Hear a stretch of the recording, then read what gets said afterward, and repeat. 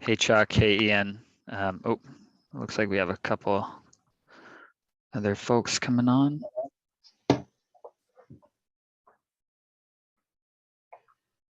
Hi, Daniel.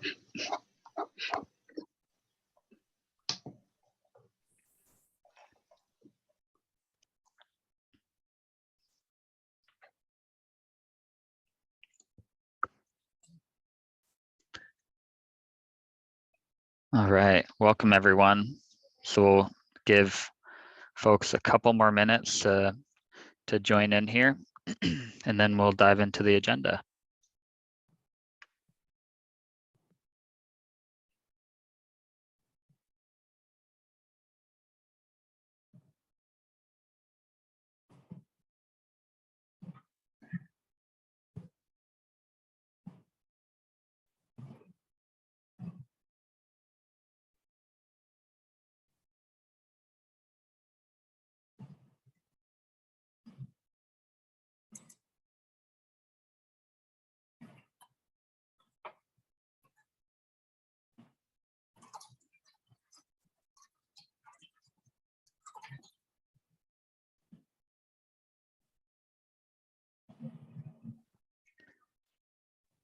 So I believe Brian May isn't going to be able to make it today. I haven't heard anything specifically from Shane Sanderson, and I will double check about Bill, but I believe Bill isn't joining us today.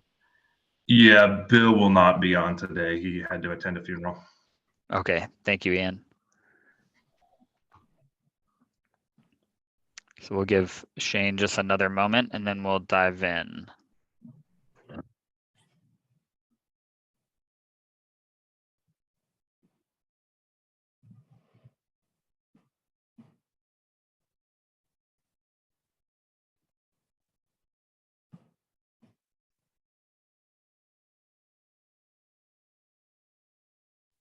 Okay, while we're waiting, I'm just going to orient everyone to the agenda. Hopefully you've all had a chance to find the agenda on the subcommittee webpage. It is under the meeting number 5. We have that agenda posted, and like usual, on the right side of that agenda in the materials column, you're going to find the sort of linked reference documents that we'll likely be covering today.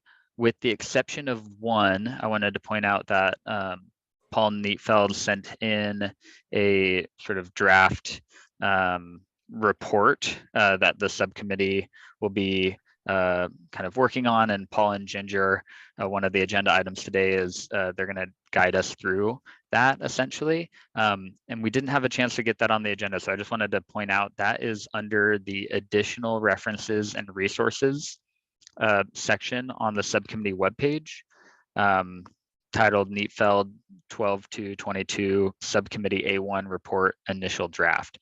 So I just wanted to point that out there. Paul, I'm sorry about that. We got the agenda published a little before that that came in. And Daniel, I wanted to say that Paul, what you see is really the Herculean effort of Paul, because I have not had a chance to go in and add any remarks to that. I've just been kind of tied up on a couple other projects. I'm hoping to get to it this week, but when we make that presentation, I'll let Paul take the lead, since he's really the one that's done the work thus far. My apologies, Paul, to you and everybody else for not getting that done prior to this meeting. Thank you, Ginger. So another quick update. I don't think Sam Imperati, our work group facilitator, will be able to join us today. So I'll be doing my best to guide us through the agenda and facilitate as best I can. So typically we go around introducing ourselves. I think we can probably skip over that unless anybody feels the need to. We're also, I think, relatively good on the first couple agenda items, reviewing subcommittee tasks. I think we've covered that generally. Process, protocols, and goals. There wasn't anything that Sam brought up from a facilitator perspective that we need to cover. So I'd like to just dive in to the main section of the agenda here, which is that fourth line in. And we're going to work through the next steps, the action items that we identified in the last meeting. And generally, my hope is that Paul and Ginger, if you can kind of take the lead, guide us through this for these first two numbered agenda items. The first one being reviewing progress to date. This will be kind of a general conversation, but Paul, I know it's something that you wanted to touch on kind of leading into this agenda item. So feel free to take it away. All right. Well, I did pull together a draft that Daniel noted. I don't know who all's had a chance to look at it. I've gotten a little bit of feedback from Ken, and then obviously Chuck has written kind of an extension of some of that. So I think at this point, if you look through that, what you'll see is I've got kind of a proposed skeleton of the document, and some sections are filled in. I think we could use a lot of work in terms of the real estate footprint, and then, you know, there's stuff in the middle, and then the section at the end, I just want to give a little overview here of stuff I think we ought to focus on in the meeting today. I left the landfill live projections section essentially blank. We obviously have data from Ian there that we can use as kind of a basis. But I think we want to spend a little bit of time today talking about what we want to show in terms of projections and what we want to discuss in terms of perturbations or shifts, potentially, factors that might affect those projections. Ken's done a lot of work in terms of human factors, types of things that might impact it. So we should talk about that. And what other laundry list of factors we feel comfortable including. And I guess I have kind of a general question / comment for the group here, and that is, as I was writing up this draft, a lot of what we cover is pretty well established factual data. It's extracted from the annual reports or whatever. And so that's pretty easy to present, in my opinion. And the question for the group is, when we get to some more controversial items where there may be difference of opinion, for example, between the franchisee and between some of the cantankerous neighbors like myself, how do we want to present that? My inclination is to discuss it in terms of the different perspectives that people might have on a situation. And you know, one of those situations could be, or one of those topics could be the landfill life projection. Another, frankly, could be the real estate footprint. And let me give you just one example here to kind of kick it off. When you talk about landfill footprint size here, a lot of people in Benton County think of the landfill as this pretty small little dump you just drove your pickup truck onto and you tossed your stuff off, and that's kind of all it was. It was a tiny thing in a lot of people's memory. Pat Malone is this way, for example. He thinks of it as this small little footprint, and what has become is a very large footprint on the land. It's taken over a lot of residential properties. It's taken over a planned development. And you can look at that growth in the footprint a couple of different ways. One way might be, this is a good thing because it provides buffer. Another way you could look at it is, this monster is growing and it's taken over private people's properties and it's like an expanding blight. So the question for the group is, how do we cover those different perspectives in this report?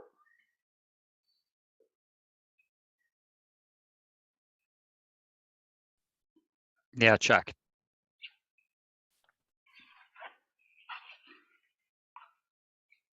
You're still muted, Chuck.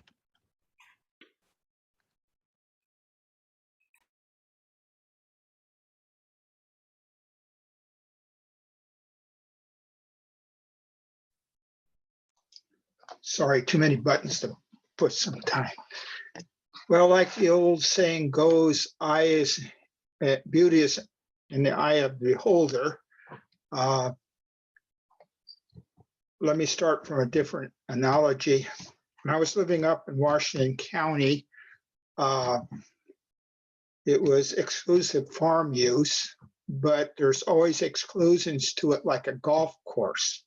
So golf course starts out with 9 holes and then 18 holes, and then progressionally goes up to 72.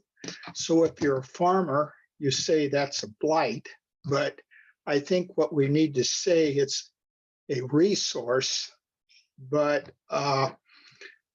how far the resource can grow and then reclamated, and then as a safety cap is where do we go if it finally progresses down and stuff. So I think that's kind of the, if you will, Paul, kind of a 3-leg stool there. So I just kind of want to, put emphasis on it, that if we call them common resources, and then as it dissipates, whether it's a landfill or other common resource, we have harmony, balance, and synchronization there. That's just what I want to say to start with, if you would be so kind. Thanks, Chuck. I'm going to call on myself briefly. I'm not sure if we need to spend a ton of time on this. We could follow Sam Imperati's kind of mentioned approach for the work group, which is basically to Paul's suggestion of kind of putting all the perspectives down on paper. If there's not kind of a clear agreed upon perspective with the subcommittee, and I think that would be a really fair way to go about it. And yeah, Ken. Yeah, if I'm remembering correctly, Sam talked about not getting into debates over things, but instead, when there are perspectives, looking at the assumptions that kind of underlie those perspectives, looking for places where those assumptions are the same among people, and also places where they're different. And so I think that it's important to identify the sort of assumptions that underlie what Paul termed perspectives. In the example he's got, one of the assumptions might be that there isn't going to be any more expansion of any more property, which would, the footprint of what is done for the landfill wouldn't grow. So that would be an assumption kind of underlying that particular point of view. Whereas someone else might have, different assumptions going, well, if the landfill does indeed expand, then the footprint is indeed going to expand. So I think kind of getting those underlying assumptions on the table enables people, the work group, when they're reading our report, to be able to kind of evaluate those different points of view, those different perspectives, looking at those assumptions. Anyway, that's what Sam laid out kind of at the beginning of the process that I recall. And so I just thought it would be good to bring that up, Thanks, in Ken. his absence. Yeah, thank you, Ken. Ian. Yeah, I think this goes along with what you're saying, Ken. There are some factual hard numbers that aren't really up for debate. I mean, the current permitted landfill footprint is a set number of 178 acres. The current total property that Coffin Butte owns is a set number that we could include in there. So some of these really are set numbers and largely haven't changed in quite some time. Thanks, Ian. And Mark. Yeah, thanks, Daniel. I think that all the points of view need to be appropriately represented with their factual basis, as Ian was just saying, as appropriate, and their other basis for when it's not necessarily factually based. I think it might be useful to track, or I know we're doing several things to try to show the history of the landfill, but it might be interesting to I know we've talked about annual, what's happening with the amount of tonnage that's going into the landfill. But it also might be useful to talk about the permitted footprint and its relationship to ownership, because it has happened that over many decades, the landfill owners have acquired more and more land around the landfill, and that's sort of been parallel to expansion of the actual permitted space for placing garbage. And so that might be a useful perspective for folks. That kind of ties into what Ken was saying there, that if there's an expansion, there's likely then to be more acquiring of land in order to create a larger buffer, taking more land out of the resource use, et cetera, et cetera. So anyhow, all viewpoints should be represented and properly supported, whether that's factually or otherwise, as part of the process. Thanks. Thanks, Mark. I think you summarized a lot of the points that were mentioned really well there. Paul, do you have kind of what you need or what you're hoping to get from that discussion item? Yeah, if there are no objections from folks from Republic Services, and Ginger, this is kind of your chance to weigh in here. I really am inclined to go down the path of presenting, not, obviously the factual points, sure, they're in, I'll fill those in, those are easy. But in topics that might have different perspectives, that might be slightly controversial, I am really inclined to try to start fleshing those out and documenting the differing points of view, because I believe it's a necessary component of this document that we're trying to produce here from the perspective of serving the audience. So, and unless there's an objection to that, and obviously I could start putting things in and they could, we could strike them later. There's no question about that. But I didn't want to spend too much time going down that path if there was strong objection to that approach. So if there's not, that is what I will continue to do. No, I think as I've deliberately not weighed in because I don't have anything substantive to add on that front. I think everybody who has spent time and out of their busy schedule to take part in these work group meetings and these subcommittee meetings deserves to have their voices heard. And where there are points of non-consensus, then we should note that. And where there are points of consensus, we should note that as well, but certainly not exclude any viewpoints along the way. Thank you both.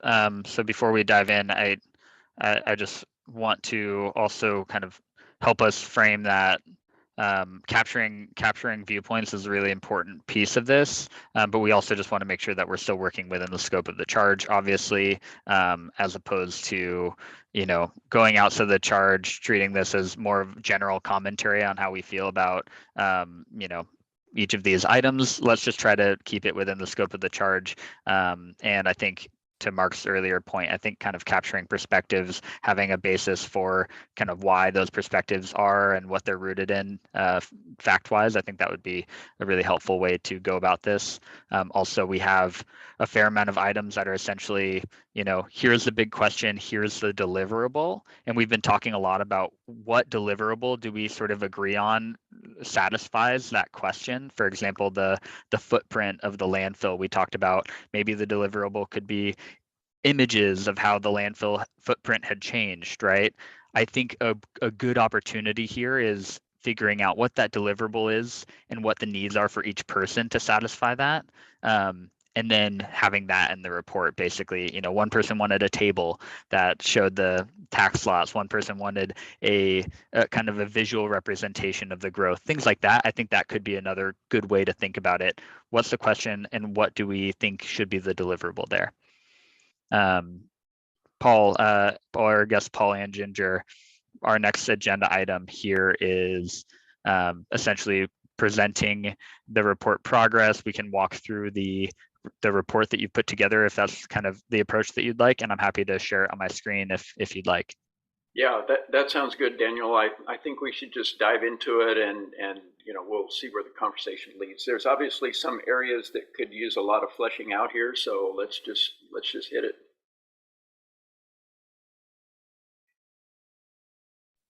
All right, sounds good. I'm going to pull up your drafted report now, and feel free to direct me to whatever section you'd like to cover. Yeah, you can. Let's real quickly go to section 0. I kind of took a little bit of liberty here as the author of choosing to go back and kind of the very basis of our charge. I don't expect to spend a lot of time on this, but I just want to explain what I did and see if anybody has any concerns or objections. So I extracted from the workgroup charter and bylaws the original charge A, the topic A, and then as you can see down here in section II, I've extracted what our specific subcommittee charge is, which is a subset of all those. Interestingly enough, as an aside, almost everything in A1 has been farmed out except for economics, as far as I can tell. And we specifically have, obviously the chronological history with respect to size, specific locations, and assumptions. And if you go down a little bit lower in the page, there we go. I've got some notes here, and I want to make sure everybody agrees with what I've said. So we're addressing 1A, 1B, and 1F of the workgroup charter. I think that's pretty straightforward. I'm taking a little liberty here in saying that we are interpreting charge 3, the assumptions, to really mean a discussion of the expected landfill operational lifetime and the assumptions that go behind that estimation. And I'm basing that interpretation on the very early discussions, the first 1 or 2 work group meetings that were held. Does anybody disagree with that interpretation? Okay. And then lastly on this page, for our subcommittee, this quote unquote chronological history is going to be limited specifically to our 3 topics. And I point out that there's another subcommittee that's going to be addressing a more general history document kind of challenge there.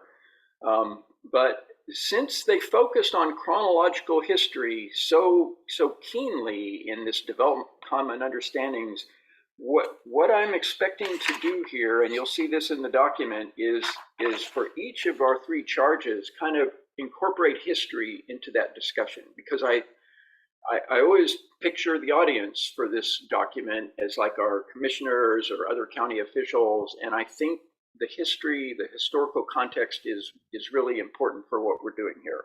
Hey, Paul. Yeah. We have Mark with a hand, I think, to your earlier Yes. question. Yeah. Go ahead, Mark. Yeah, thanks, Daniel. So just a clarification, I don't have any problem with what you said there in terms of charge 3 assumptions. It just seems like there ought to be, and this is a nuance, but I think that's an important distinction for average folks. And that is the way you've written it here as landfill operational lifetime. I know what you mean by those words, but I think it's important that we create a distinction between the time frame within which the landfill will continue to accept waste versus the life of the landfill. Okay. And so I don't have any wordsmithing to suggest to you at the moment, but I think you mean, when you say operational lifetime, you mean what I said earlier, which is how long will it continue to accept waste? Right. But the actual life of the landfill is much longer than that.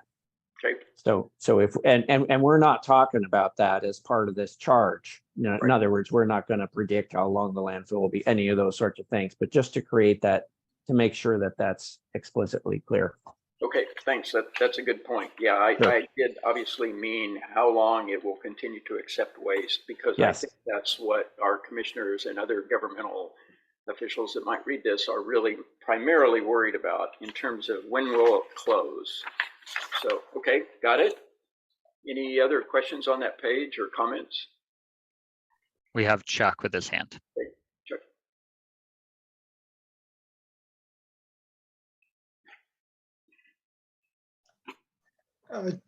Just one other question. Earlier, there was tracts of land and then acres. And the way DEQ looks at it, if I remember correctly, as a landfill, and that's a subset of the disposable site. So just for clarification, we say 174 acres or 178, is that within the landfill? And would it not also be able to say that is 170 acres in the landfill and there's additional X amount of acres for the disposable site, which takes in the rest of the tracts of land? So that way we have it kind of an aggregate. And then if somebody else breaks it up by tracts of land, that tracts of land may go into both of them, being the landfill and the disposal site. So that because the disposal site is defined by other operational necessities like the leachate or office space and so forth like that, that's not within the landfill disposable site. If you get the gist is what I'm saying. Yeah, I do, Chuck. We'll get to that in section 1, where I talk about the real estate footprint versus the permitted disposal capacity. And so when we get to that section, I'll see if we can figure out how to address that. Were there any other questions or comments on this very first page of content here? If you'd move on to the second page, Daniel, page 4 it is. Does that look right? The membership? Yeah, that looks right. So I took the liberty again, as first author, I kind of, went out and did the best I could here. I thought it might be useful for everybody to understand that there are kind of 4 groups being represented here, and this is a little bit arbitrary, but clearly, I thought the franchisees' representatives were important to mention. The SWACs, were certainly a distinct group. And then the county governments seem pretty distinct. And then there's a private citizen, me, on there. Does anybody disagree with that partitioning?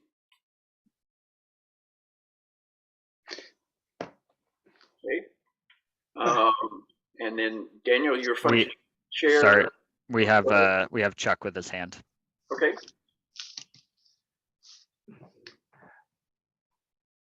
Just for clarification, when I was reading our SWAC bylaws, a member can't represent SWAC by itself. It has to be represented by the quorum of SWAC. So that's the reason why I'm always calling myself a member of the community or a member of administration 1. I'm not sure if SWAC is.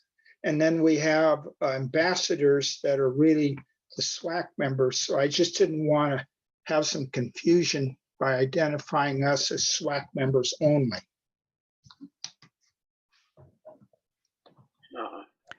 Yeah, it's a good thought, Chuck. I'm not sure if that's a kind of an issue that we have to dive into. Obviously, there's appointed SWAC members to the work group, which Chuck, Ken, and Mark are not.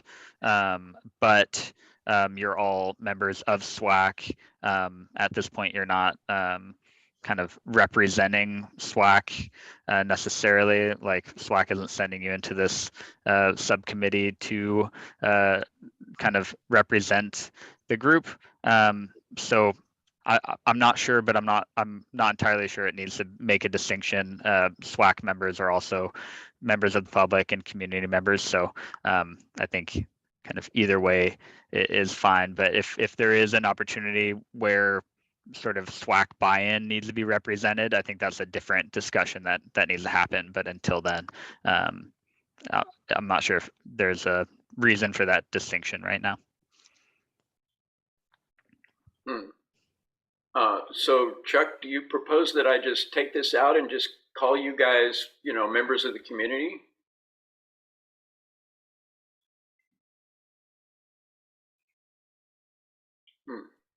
We have Ken with his hand. Okay, yeah, Ken. I would agree with that. I would say that at a minimum, we should be listed as members of the community, Okay. but possibly also members of SWAC. That's the way I so- think it should be done too. It should be, residents of Benton County also serving on SWAC, something like that. Right, you could just put us in the private citizens category and then asterisk, to a footnote saying also members of SWAC and DSAC. And DSAC, yeah. Yeah, And Paul, for the private citizen piece, you can typically a citizen language doesn't show up in our kind of advisory group roles. Typically it's general public or community member is the terminology that we use. all right, so community members. All right, and some of whom are members of SWAC and DSAC. Okay, all right, thanks for the comments. Anybody else have a comment on that section? Not seeing any hands. Okay, and then I note that Daniel, your chair, and Sam Imparati sometimes joins and is supposed to be providing guidance with respect to aligning to the overall work group objectives. I think that's pretty clear cut. I've got a little note about document organization here. And so what I did is I built so-called sections. This is purely arbitrary, but I thought it might be helpful, that correspond to our charge. So section 0, where we're in right now, is kind of background. Section 1 corresponds to the size charge. And hopefully that will kind of make intuitive sense for the readers. And then I've got a little note about how subsections can be referenced. That's a pretty small detail there. Any concerns here? Do Okay. you anticipate, Paul, that there will be any appendices? Yes. Like, the site development plan or the annual reports or anything like that. So I didn't read through this yet. Does it say you call out appendices? Yeah, well, anyhow.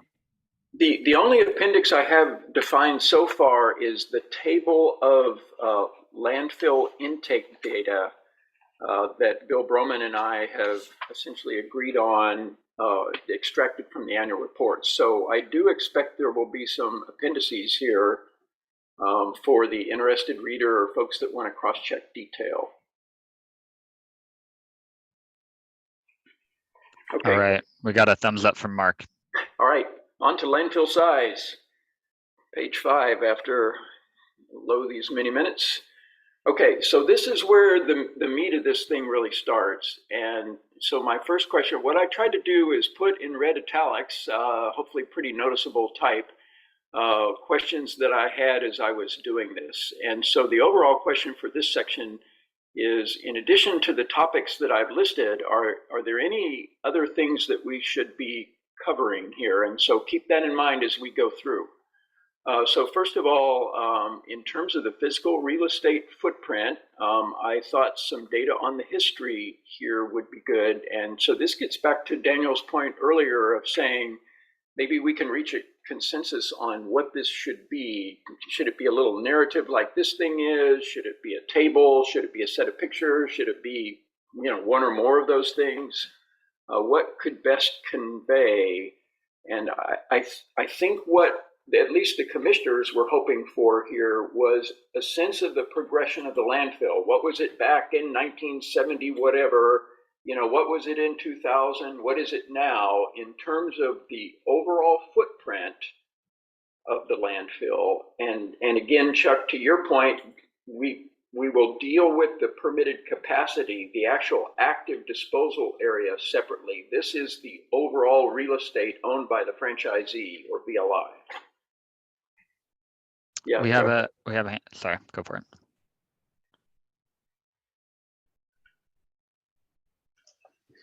Yeah, Paul, you say franchise BL1 agrees that the approximately 56-acre parcel south of Coffin Butte Road, while zone LS, would not be used for disposal. Does that say explicitly? Because the newer newer franchise. And prior to that, it said that fundamentally the North was reserved. And I'd have to look at the language again. It didn't forbid them not being able to expand to the south. It just said that there was no landfill there, but it also recognized the possibility of the expansion. It didn't say possibility, but could I look that up for you and send it to you? Yeah, just to be clear, let me back up. I missed kind of an important point here. This little history summary that I've put in here in bullet points under AI is all extracted from a 2002 Memorandum of Understanding document between Benton County and VLI. I had Daniel post that document to our subcommittee website, but we have not talked about that in detail. And the reason I had him post that is I think it's a useful context for us all to kind of have as background and try to convey that context to the reader of this report. What happened was there was a lot of turnover in Benton County government. There was a lot of turnover in terms of the operator of the landfill. It started out as kind of a small private thing, et cetera, et cetera. And finally, in 2002, Benton County said, hey, we want to get some consensus facts documented here as a stake in the ground. And so all these bullet points came from that document. So Chuck, when I say that the franchisee agrees that the approximately 56-acre parcel south of Coffin Butte Road, even though it was zoned landfill site by 2002, was not to be used for disposal, I think the background verbiage was the franchisee had to obtain permission from Benton County, in other words, the CUP. And this is important. The reason I'm drilling down on this is this, I believe, if I'm correct, was the whole reason that Republic had to ask for a conditional use permit for that parcel on the south side. Yeah, Chuck? Yeah, what I'm referring to is the memorandum of understanding, where it doesn't necessarily infer the prohibition of disposal like it says in the franchise there, while zone would not be used. And I don't think it's that explicit under the memorandum of understanding that is. But instead of taking so much time, Paul, if I may find that memorandum of understanding, I think that tempers it in the right verbiage, if you would. Okay. All right. Yeah. So we'll look for clarification there. Yeah. And I think Paul, this was one of those things where I know I was going to check with our legal folks and Ian and Bill, just to make sure that there hasn't been something since 2002 that superseded any of the points made here. I mean, these are all, I perfectly extrapolated, obviously, from the 2002 MOU, but I just think as a, you know, as a business entity, we'll want to take a look and to see if it is of our opinion that there's something more recent that supersedes anything here.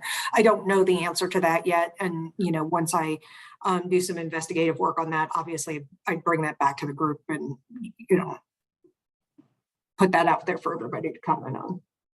Yeah, at this point, Ginger, since you and I kind of have the baton, I would suggest if you have updates or additions or clarifications that you just edit them into the document, and then we'll talk about them at the next meeting. It'd be my suggestion. So one question I have, and Paul, this may just be because I get way too many emails and sometimes my brain goes fritzy, especially given that we're approaching the holidays. Did you send this to me by any chance in a Word document or only in a PDF? No, I sent it as a It's raw in a Word. Word, just so Okay. you could, all you need to do is turn on track changes, and then I think we're good to go. Okay.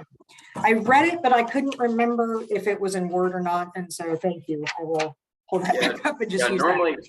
I don't like to send things out in Word, but in this case where it really is a working iterative kind of process, I think that's the way to go.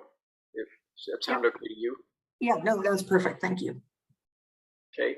All right. So I get your point there, Chuck, where that needs to get clarified. And then you know, again, stepping back for just a second, this is just one snapshot of the history. My expectation is, again, trying to serve our reader audience here, we would probably want to take a wider view of that history. You know, what was it like back in the 70s? And this doesn't have to be in a lot of detail. It could be a simple picture. It could be just a figure of how many acres the total landfill of ownership was, how much VLI owned at various points in times, and things like that. What I'm trying to convey here, and here's what I think is important, is to show how this has grown, and then we could get into maybe perspectives on that growth. But I think documenting the growth, you know, even if it's a fairly simple thing like just a table in terms of number of acres, would be helpful. Any comments or thoughts on that? I had one question, and this is really more for Daniel, I think, than anybody else. I'm also serving on the Community Education Subcommittee, and my understanding is that Community Education Subcommittee is supposed to take information from this subcommittee, from the CUP Land Use Compliance Subcommittee, from the Legal Subcommittee, and sort of kind of combine or do some sort of, you know, overall executive summary out of that. What what Paul is talking about here, is that also being covered by any of the other subcommittees? I'm just trying to avoid duplicative work. And for some reason, I had in my mind that the CUP compliance one was also doing some of that historical look back. And so I didn't know if we were coordinating with them, if one of us was taking the lead, if we didn't need to do it because they were, that kind of thing.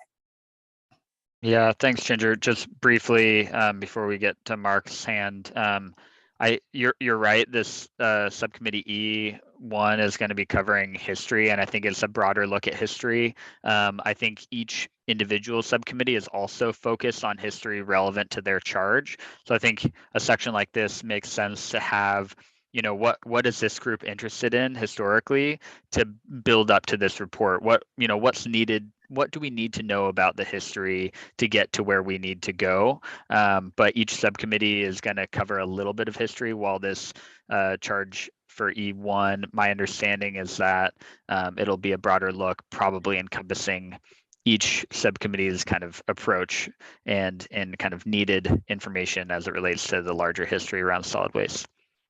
Is that helpful? Okay. Paul, we have Mark's hand and then Chuck's. Yeah, thanks, Daniel. I just wanted to say that, so I'm serving on the Land Use Compliance Subcommittee as well. And while we are looking at the history of land use decisions and compliance with those land use decisions over time, I don't know that we're going to put together sort of a visual snapshot of what happened over time. So I think that somebody needs to do what's being proposed here, whether it's the subcommittee E and the history work that they're doing, or whether it's this subcommittee that's doing it, some sort of tabular and visual picture. For a lot of folks, it's going to be much easier to have maps or drawings that show 1974 it looked like this, or maybe even we go back to 1943 and then 1974 and 1983 and 1994, some of the key dates in the land use issues. That's what the land use committee's focused on, but I'm not sure exactly how that might be presented. The land use compliance committee is not actually thinking about mapping things. It's just a matter of going through and looking at compliance. Thanks, Mark. Yeah, I think this subcommittee is probably gonna do a piece of that as it relates to our charge. But if there's kind of significant overlap where, you know, one small minor addition can be made to a map that would serve multiple subcommittees, I think that's where we have an opportunity to build on each other. But generally, we'll try to communicate. Right now, I think this subcommittee is going to be taking on the bulk of that role, and it might be used by other subcommittees. And then we had Chuck's hand as well.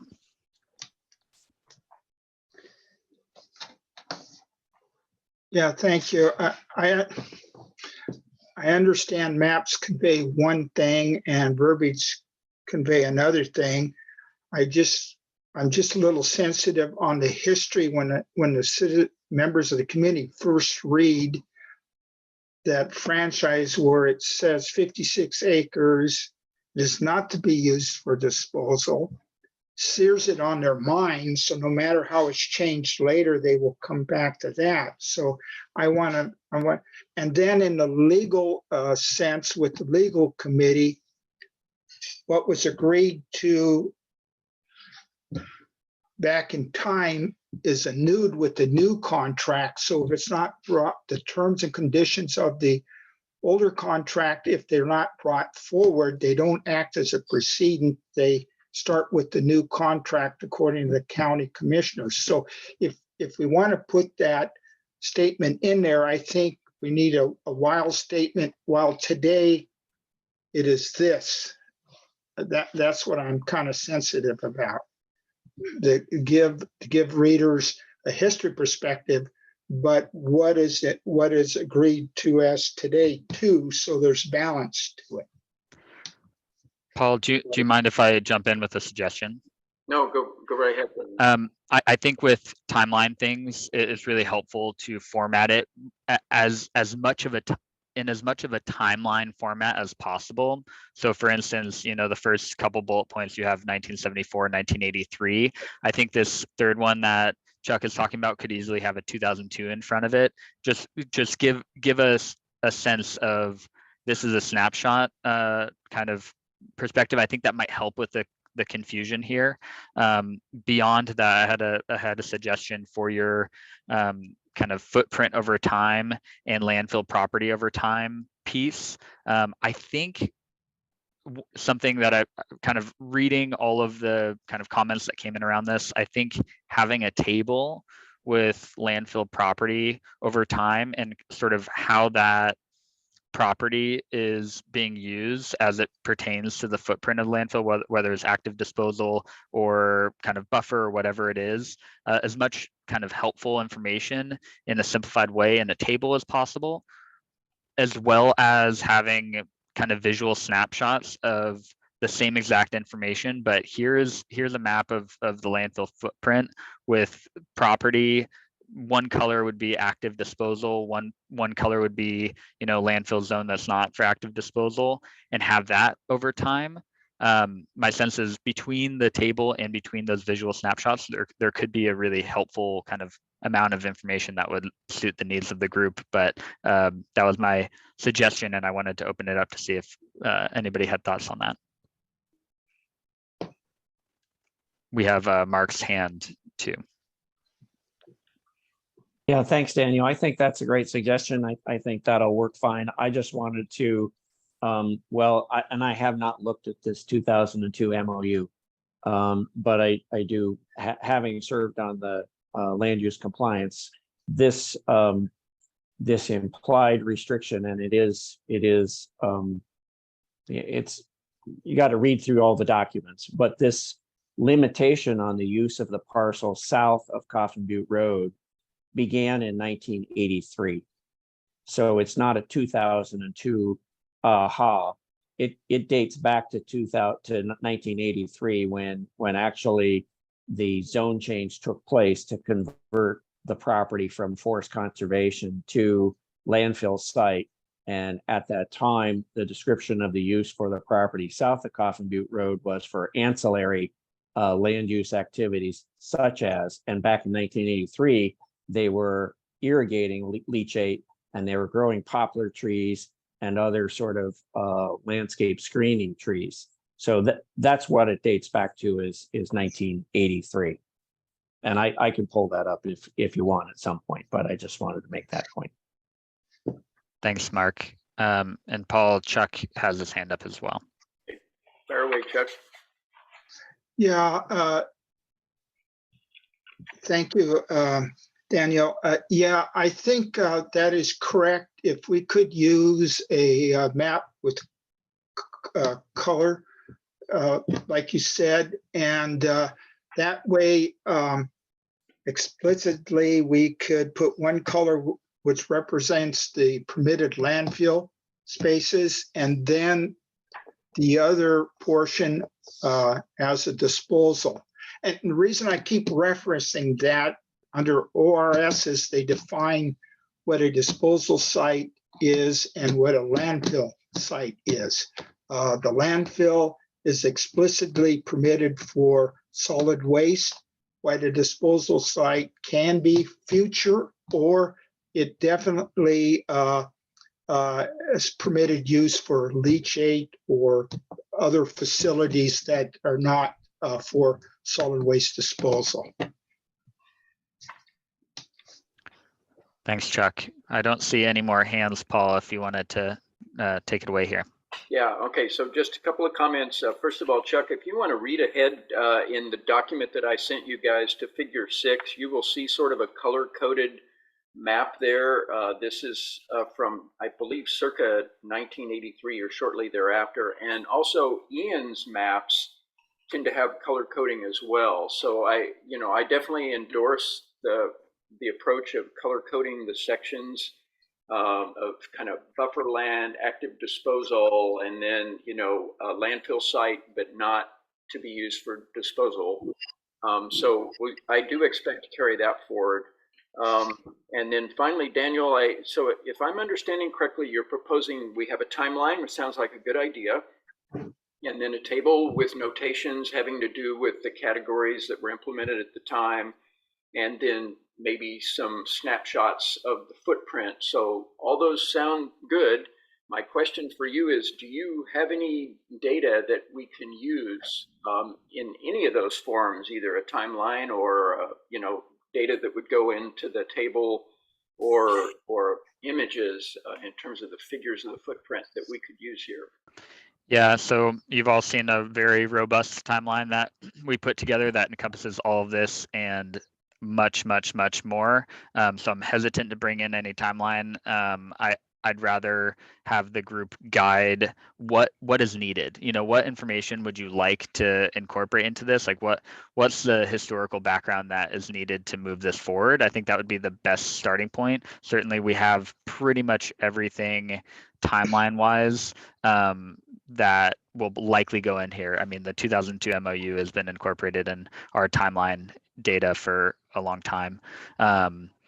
The footprint and like the kind of land ownership piece and all of that, we don't have kind of drawn up.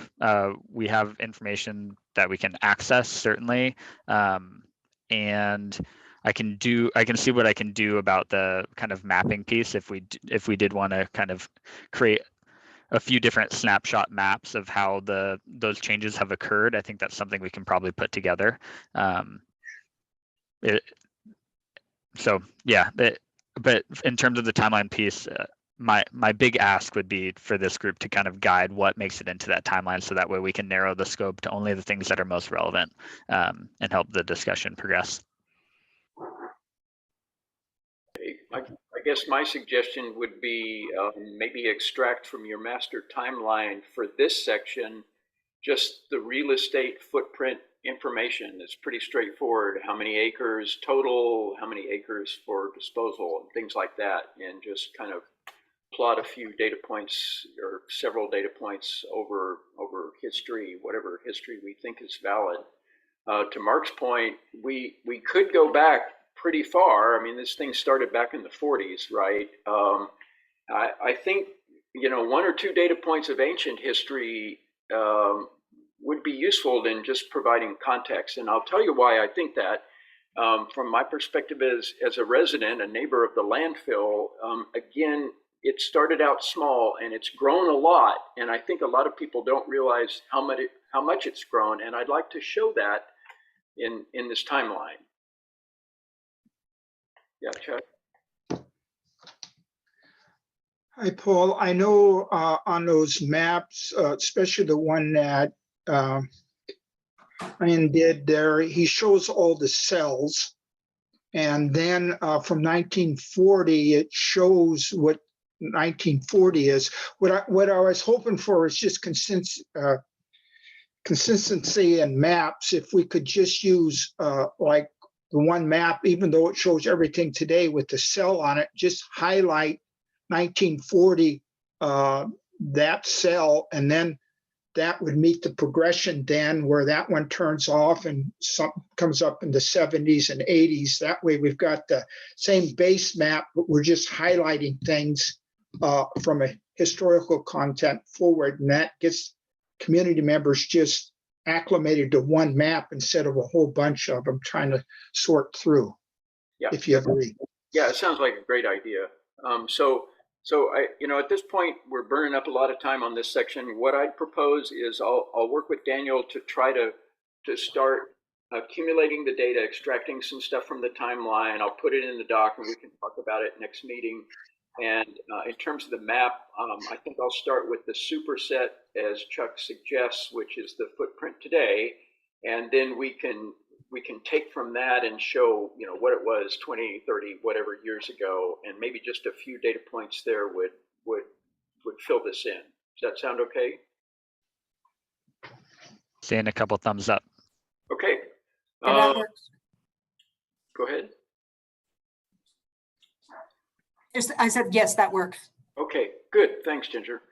All right. So here's the, I've got a little section here called current footprint. And I thought after we go through all the history, we ought to go into some detail in terms of some key aspects of the current footprint. And I'm thinking, a list of the specific tax lots that are incorporated, what the working area of the landfill face is, and all that kind of thing that people might want to know more detail about what's really going on now. I don't think that level of detail is necessarily appropriate in the history here, but I think if somebody wanted to know, which tax lots are currently involved, and how big is the working area, I think we ought to provide that level of detail here. Anybody have comments or suggestions on that? We have Ian's hand. Yeah, Ian? Hey. Yeah. Yeah, I just had one quick comment. So that designation of the 2 acres during this period, that was a condition that was based off of DEQ permits at the time. And that was the amount of area that they were allowed to leave uncovered, not covered with daily cover or soil or some other approved alternative at the end of each day. That's no longer relevant, and we cover every day. So that's really not probably relevant for this section. Okay. All right. Yeah, thanks for the clarification on that. I had just noticed that in the old CUP. All right, not relevant. So I will strike that part. Before we leave that, I just want to ask a clarifying question of Ian, if that's okay. So that's not how you're operating, but what is the standard?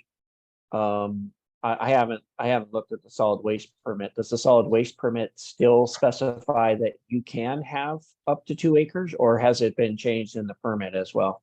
No, the ability to have uncovered acreage went away decades ago. I don't know the exact year, but long ago. And so you were required to cover everything daily. Yes. Yeah, we use soil or tarps or something else. Yeah. Okay, great. All right. Okay. Thank you. Yeah. Thanks a lot, Ian. It's that very kind of thing that I really appreciate your corrections on, because as a private citizen, there's so much going on. All right.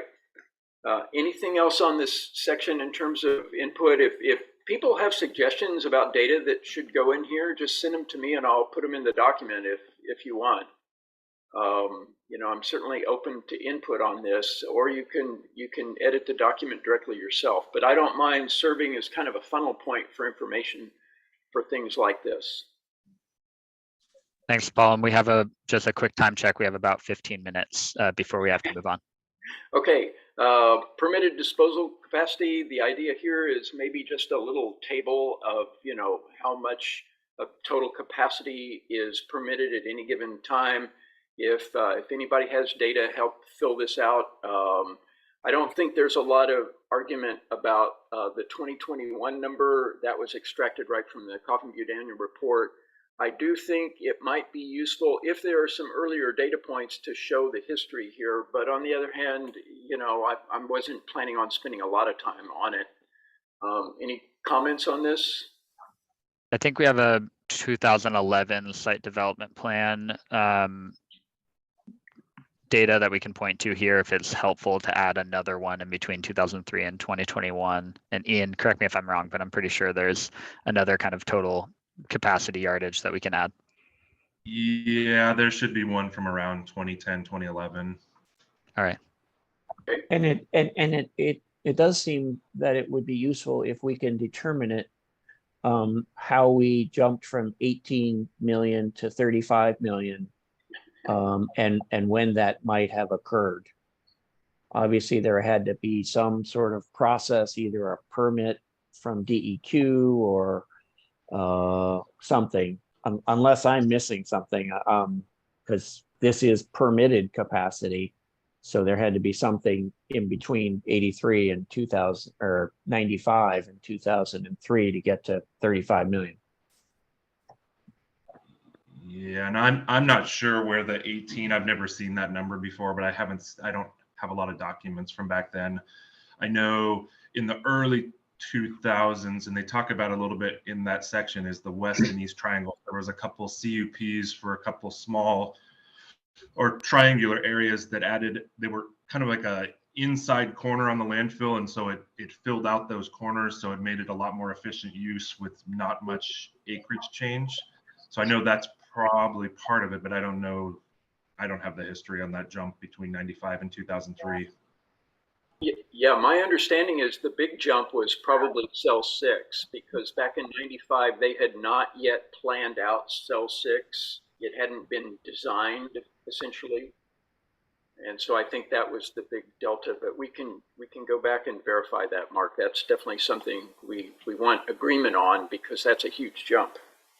Yeah, I know that the addition of the triangles was important for the constructability of the landfill. And but I don't know whether or not they in concurrence with that, whether that also allowed for a higher, if you will, permitted airspace. I don't think so, but I'm not sure. Yeah, it did increase the airspace because it allowed a more efficient fill of that existing footprint. I just don't know the exact amounts. And you're probably right. The quarry probably is the driver between 95 and 2003. The addition of the quarry, that footprint was permitted as for landfill, but it may not have had the quarry designed for the base of it.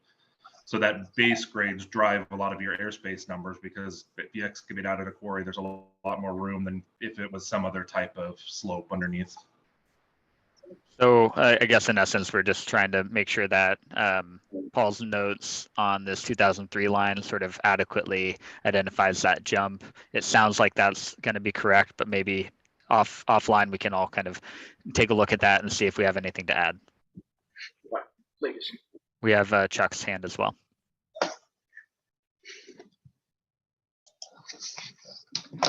Yeah, I just want to, Paul, I know, like Bill was saying and everybody else was saying, this capacity yards is with that density equation in there.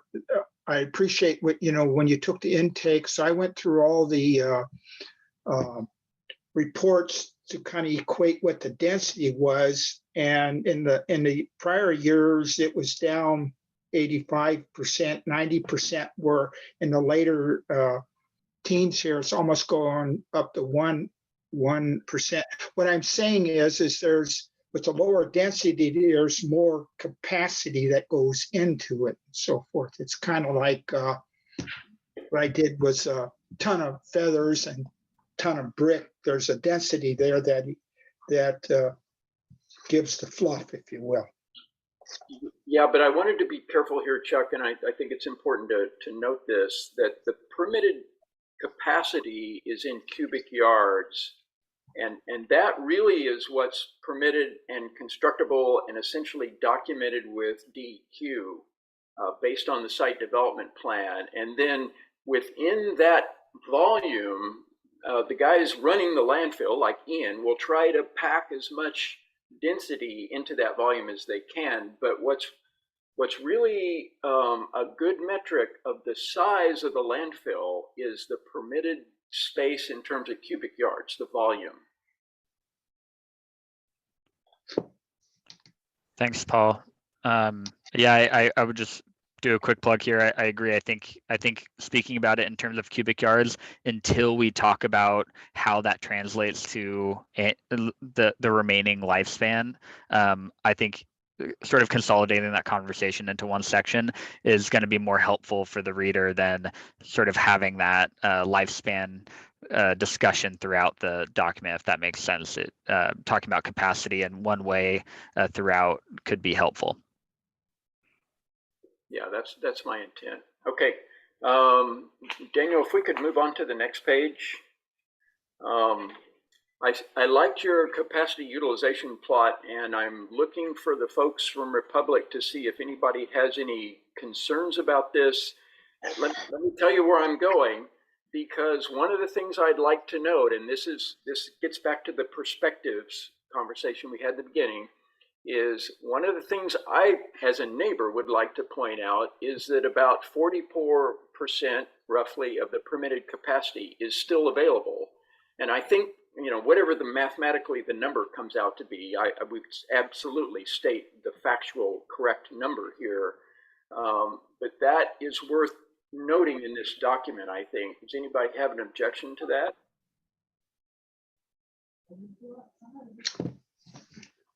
I don't have an objection to it. I just would want Ian and Bill to verify those numbers, because it looks like it's 2021 and we're at the end of 2022 now. So right.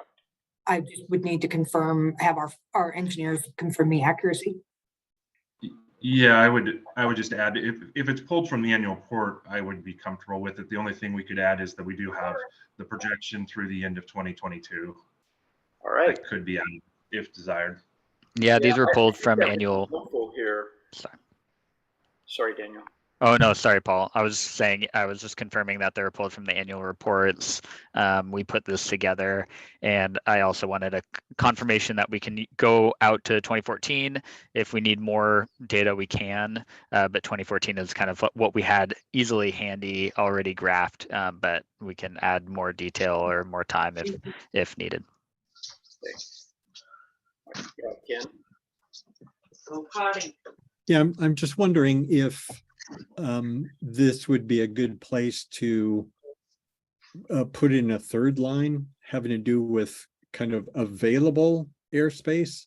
And I'm talking now about the whole quarry question, right? Because when we're saying here total permitted airspace, that can really be disguising the fact that actually some of this permitted airspace is actually solid rock at the current moment. And so it just may make it easier when we get to that section later on, if there was already an indication here, because otherwise people just looking at this are going to think that permitted airspace is actually air, when as a matter of fact, some of this is not available because it's actually rock. I guess from my perspective, I would add, I don't know how useful that would be, because the current our airspace is always include some excavation. We don't excavate any of the cells ahead of time, so we're always building for a couple years in advance. So it's always going to be a very hard to interpret line, I guess, for the general public, from my perspective. Well, I think you can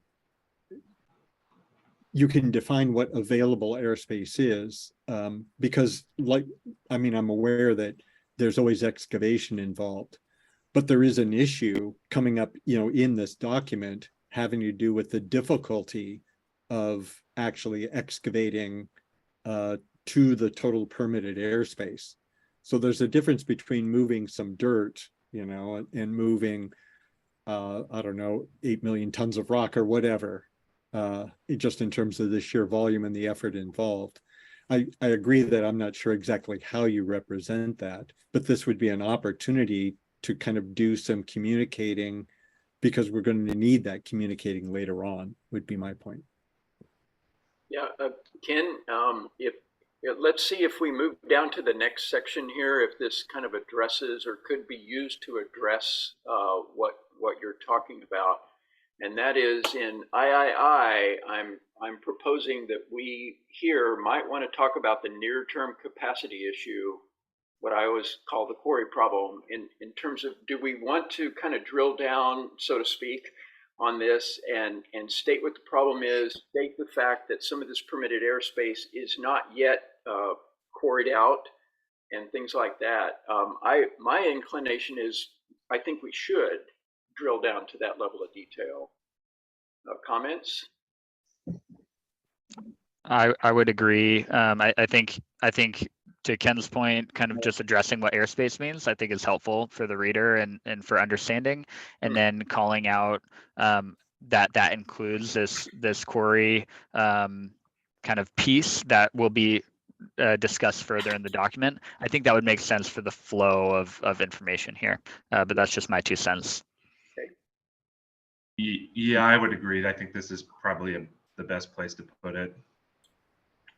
Okay, so so what I'll do is back when I start talking about permitted disposal capacity for that section, I'll define what airspace means in terms that hopefully everybody can understand. And then for this section III, folks from Republic Services, if you guys have verbiage that you think would be good to insert here to explain this problem from your perspective, you guys are the closest to it. And so I would solicit your input for this. Yeah, Paul, so I'll jump in there. I mean, yes, this is absolutely something we can provide. I'll be honest. As a general rule, the folks above my pay grade here really don't like the term quarry problem. Okay. And I know that sounds like really No, like nitpicking. I get it. But I have been told on numerous occasions that we do not, quote, have a quarry problem. We have a quarry dynamic. We have a quarry opportunity, but we don't necessarily have a quarry problem.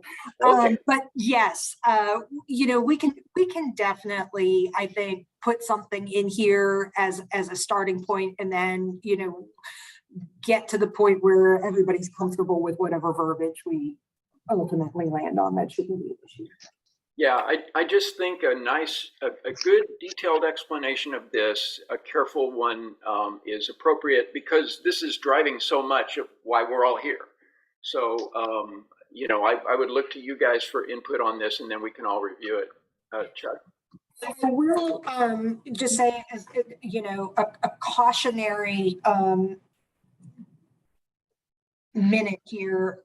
This will probably be something that needs to evolve, this particular section and this verbiage, over the next month or two, because I know for a fact that we are currently in intense conversation with Knife River. We're discussing how are we going to do this? What's going to happen? How this is going to work? So I don't have a lot of resolution or details, because those conversations are ongoing. So that we might want to come back in a month and, based on new information, say, okay, we're going to adjust this and tweak this here for that reason.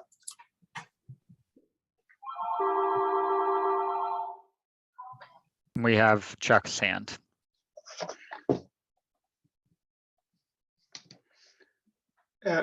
If you wouldn't mind, the way I understand it is there is a 2021 plan when I was reading in geologic that looks at the design. So I think what it is really kind of infer that here's the 2021 plan up to 2021, and then adjustments will be made to identify what explicitly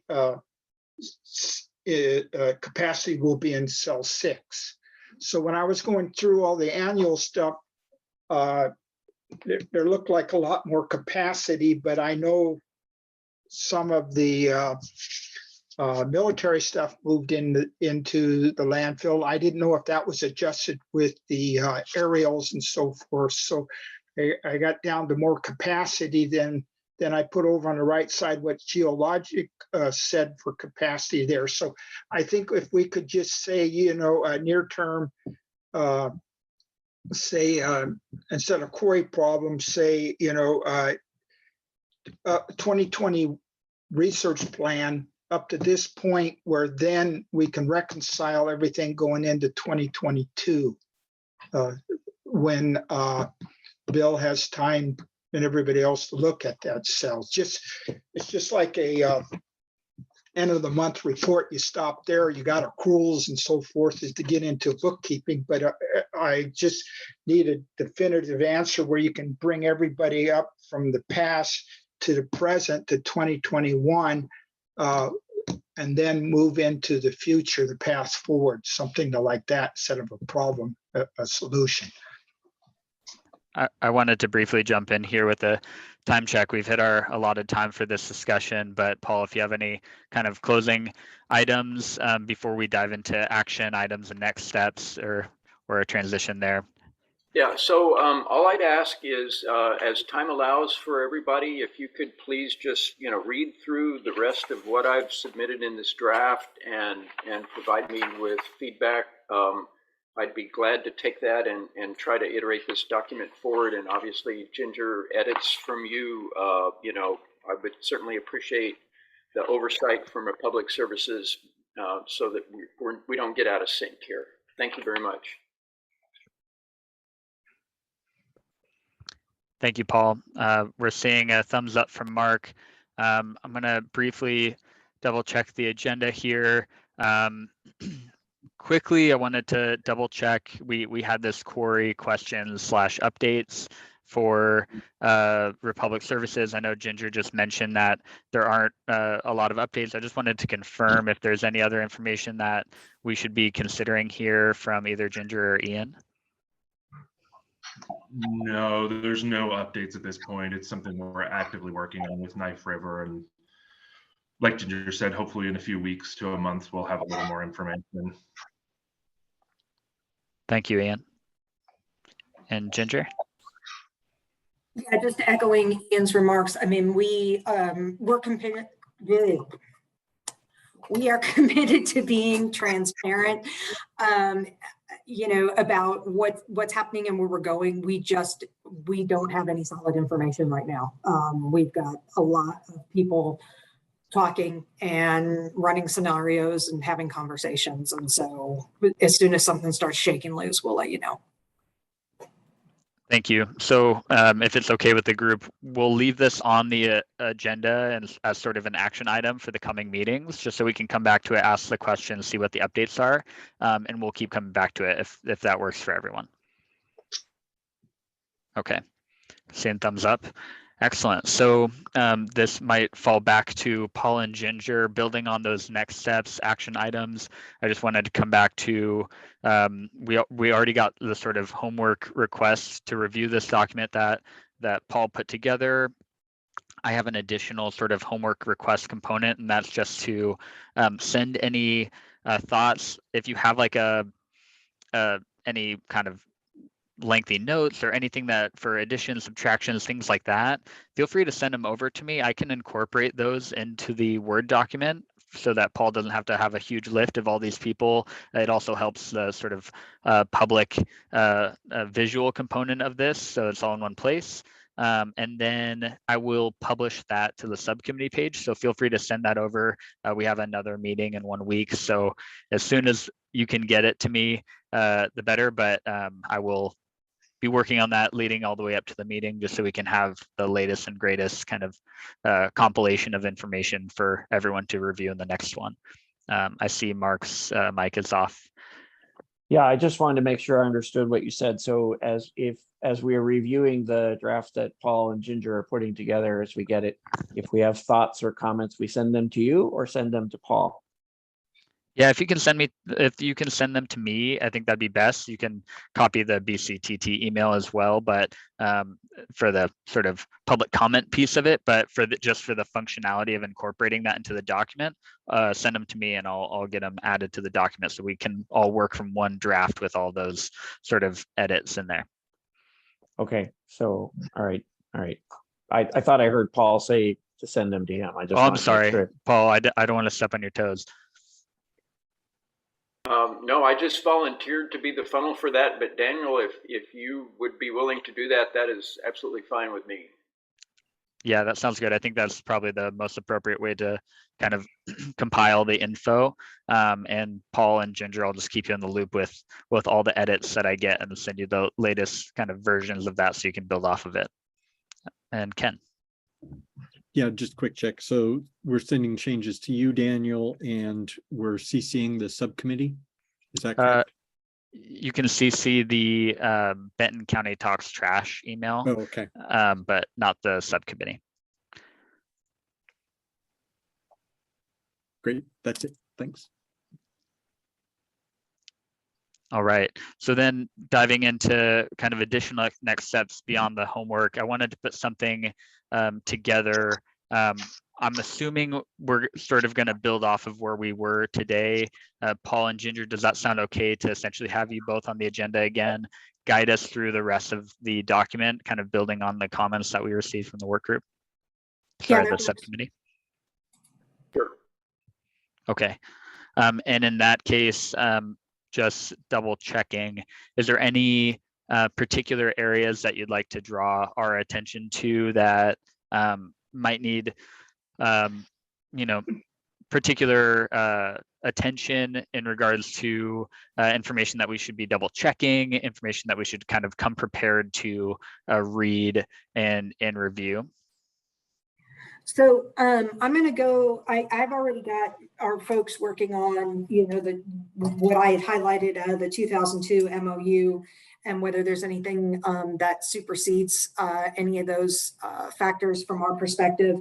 I will try to look at, I think it might have been Mark's question about 1995 versus the 2003 jump in disposal capacity. I'm not sure who asked about that, but I'll see if we can find any documentation around that. And then we'll be working on the language as it relates to the quarry. Thank you, Ginger. And Paul? In addition to those, I would suggest people spend a little time carefully thinking on section 3 in terms of how we want to present the landfill life projection or projections and what other factors we'd like to consider and document in this report.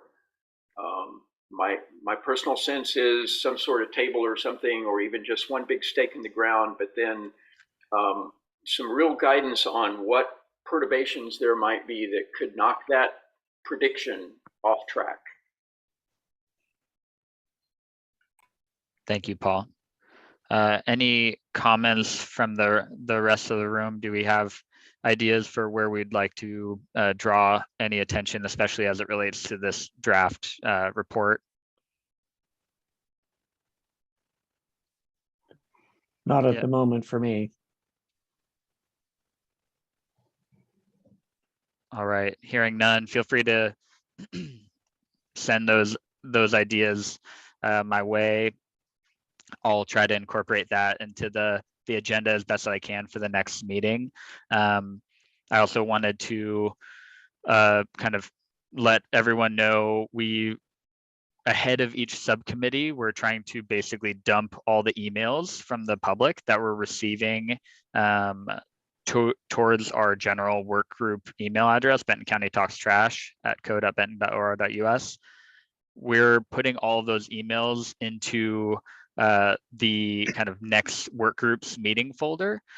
So if you're to go to meeting number 6, I think it is, for the work group, there's a link to all the comments. And I just wanted to let folks know that that comment link is developing. The idea is that we're putting the latest comments that we're receiving so that subcommittee members can look at those and just see, if there's anything of note that is sort of relevant that would help the discussion. So those are there. Those were updated today. We'll be updating them again next week. So that's one quick plug for that. The other piece is we're trying our best to make sure that the most relevant kind of information, especially from subcommittee members, is on that subcommittee page itself. So feel free to let me know if there's anything that you think isn't there that should be there, that, you know, content that you've sent over to me, generally that ends up being like attachments or items that were like kind of drafted for consideration for the group to incorporate into like a report. But anything else that like really needs to be there, I'm trying to find that line between what's just like a regular public comment for work group consideration and what's sort of a constructive draft for consideration by the group. So feel free to let me know if you see anything that's missing from there. I'm trying my best to keep that updated. Recently, I added one of Mark's emails that were missed on there. So I just wanted to point that out to the group. Feel free to let me know if there's anything that needs to be on there for work group consideration. And I'm putting that under the sort of additional documents section of that. We'll be kind of continually drawing on those documents to add to the agenda as reference materials, like we've been doing for this agenda. Yeah, Ken.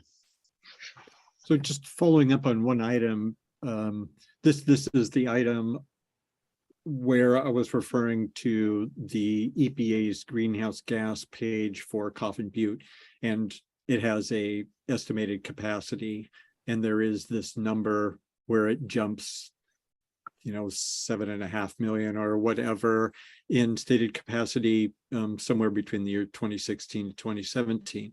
So earlier, the people at Republic had asked for some documentation about that, which I sent. And so I just think for our next meeting, I would just like to have a follow-up on that. And just kind of pointing out that we can get information about that from Republic, or we can get information about that from other sources. So we would prefer to get it from Republic, but I have, you know, ideas about it, I would say, which I would like to put on the agenda for, you know, the thing that I would not like to see happen is for this question just to die somewhere. Yeah. Okay. Thanks. We'll add that to the list of action items for the coming meeting. And Ian, I see you're back on the screen if you want to speak to it at all. We still have a few more minutes. Oh, we're getting thumbs up. Yeah, I mean, best we can tell, we dug into it. Our corporate air compliance manager that manages the process for us, we largely use consultants at the local level. We gather the data and submit it to a national compliance consultant. But early on in the reporting of greenhouse gas emissions, site capacity was never included. So we're not exactly sure where that original number came from. It wasn't until later on in that 2016, 2017 window when that became part of the reporting, was reporting the total site capacity.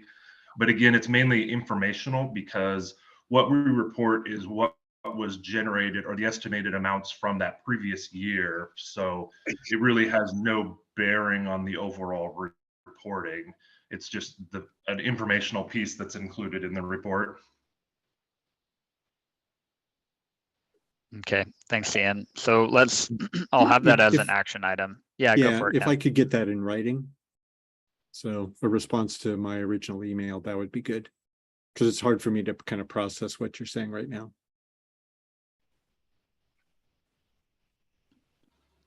All right.